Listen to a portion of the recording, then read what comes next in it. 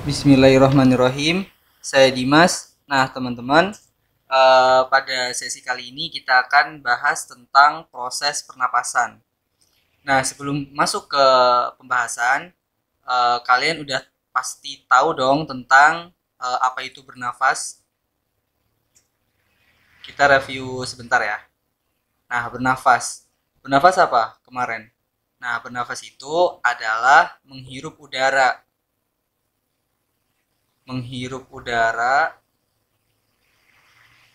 Udara di sini adalah oksigen atau O2 dan mengeluarkan udara. Nah, udara di sini itu adalah CO2 atau karbon dioksida. Nah, itu adalah definisi bernafas yang sudah kita ketahui kemarin ya kan. Lalu kita juga udah belajar tentang organ-organ yang terlibat dalam pernafasan. Apa aja itu? Nah, secara umum organ-organ yang terlibat dalam pernafasan kita itu adalah hidung, lalu ada tenggorokan, lalu ada paru-paru, ya kan?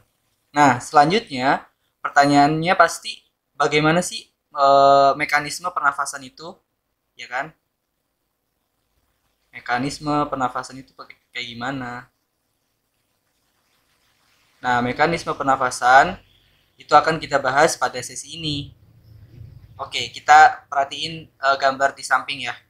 Nah, ini adalah mekanisme pernafasan. Jadi, mekanisme pernafasan itu terdiri dari dua proses, teman-teman. Terdiri dari dua proses, yaitu proses inspirasi dan proses ekspirasi. Nah, apa itu proses inspirasi dan ekspirasi?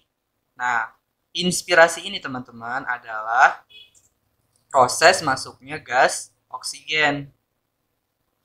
Masuknya gas O2 atau oksigen ya kan. Lalu ekspirasi itu adalah proses keluarnya gas karbon dioksida atau CO2. Nah, itu adalah pengertian dari proses inspirasi dan ekspirasi. Nah, lalu bagaimana visualisasinya, gambarannya gitu kan. Nah, ini udah ada gambarnya. Jadi, yang di sebelah kanan ini itu adalah proses inspirasi. Coba deh teman-teman perhatiin. Ketika proses inspirasi, diafragma, ini kan diafragma ya. Diafragma itu melengkung. Diafragma ini jadi mendatar, yang awalnya melengkung ke atas, ya kan? Yang awalnya melengkung ke atas, diafragma menjadi mendatar. Nah, diafragma yang mendatar ini kita sebut sebagai diafragma yang berkontraksi. Karena diafragma mendatar, maka rongga dada, ini adalah rongga dada akan membesar. Nah, kenapa rongga dada membesar? Karena paru-paru kita mengembang.